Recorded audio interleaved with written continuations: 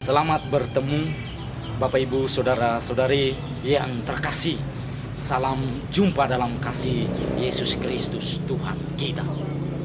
Mudah-mudahan saya dapat menjumpai Anda semua dalam keadaan baik dan sehat walafiat. Tema pertemuan kita kali ini seputar misteri perayaan Minggu Palma. Maka tema yang ditawarkan adalah mengapa daun palma. Tema ini muncul seyogianya dilatari peristiwa Yesus yang memasuki kota Yerusalem sebagai raja sebelum ia disalibkan. Pada kesempatan ini saya ingin mengemukakan beberapa poin penting yang menjadi bagian dari perayaan Minggu Palma. Pertama, tradisi Minggu Palma sudah dimulai sejak abad ke-5 menurut sumber tradisi Egeria. Tata liturginya sebagai berikut. Perayaan ini dilakukan siang hari di Bukit Saidun dalam suatu ibadat sabda, dan sore harinya dilakukan prosesi menuju kota Yerusalem. Kedua, Minggu Palma merupakan perayaan dalam liturgi gereja Katolik untuk mengenangkan kembali peristiwa Yesus memasuki kota suci Yerusalem, dan itu jatuh persis pada hari Minggu sebelum Minggu Paskah. Dengan demikian, Minggu Palma disebut pula perayaan pembuka Pekan Suci. Warna liturgi dalam perayaan ini adalah warna merah. Warna ini melambangkan kemartiran darah Yesus yang tertumpah di atas kayu salib. Di sini terdapat dua aspek penting sekaligus bersatu padu secara erat dalam misteri Paskah, yaitu aspek penderitaan dan aspek kemuliaan. Per crucem ad lucem. Ketiga, menurut Alkitab, warga kota Yerusalem menerima Yesus memasuki kota mereka dengan cara menghambarkan pakaian mereka di jalan-jalan kota dan sambil melambaikan daun-daun palma yang ada di tangan mereka. Lebih dari itu, mereka juga menyanyikan kidung sukacita, Hosana Putra Daud, terpujilah dia yang datang atas nama Tuhan. Tentang ini dapat kita baca dalam keempat Injil, Matius, Markus, Lukas, dan Yohanes. Tentu saja penulisan dan tujuan dari kisah mereka berbeda, tetapi intinya satu dan sama, yakni mewartakan peristiwa Yesus yang memasuki kota Yerusalem untuk melaksanakan kehendak Bapa di surga.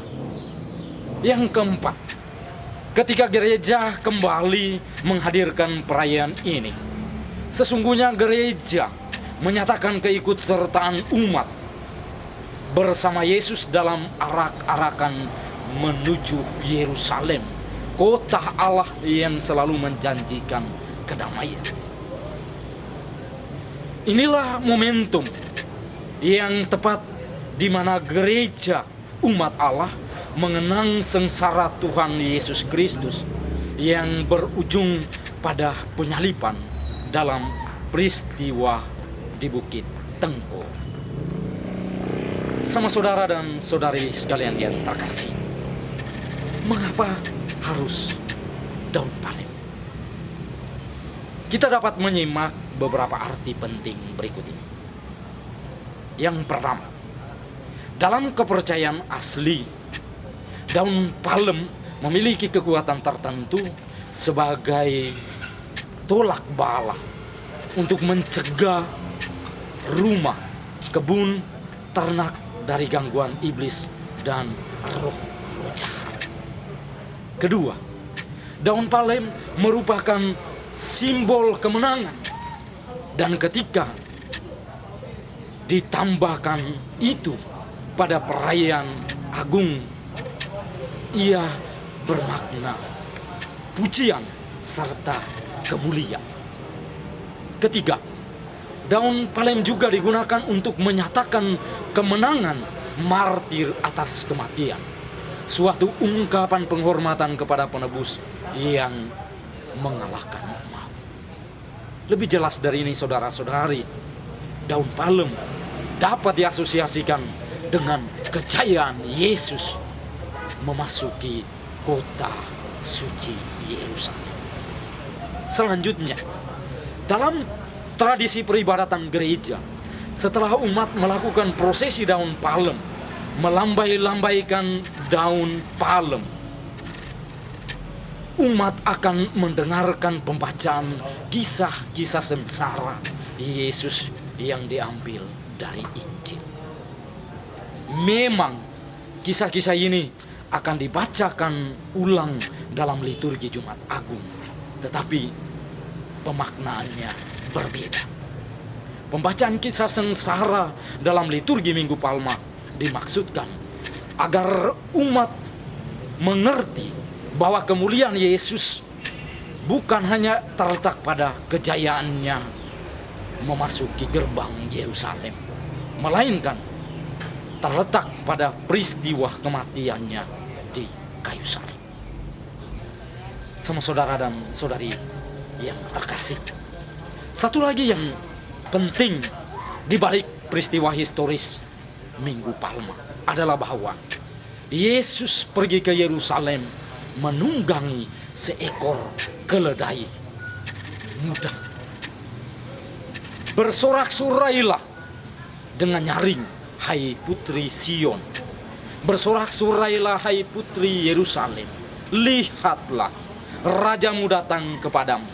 Ia adil dan jaya. Ia lemah lembut dan mengendarai seekor keledai. Seekor keledai muda yang tambun. Penggunaan keledai dalam kitab Sakaria bab 9 ayat 9 ini sesuai benar dengan deskripsi penunggangnya, yaitu raja yang adil, jaya, dan lemah lembut.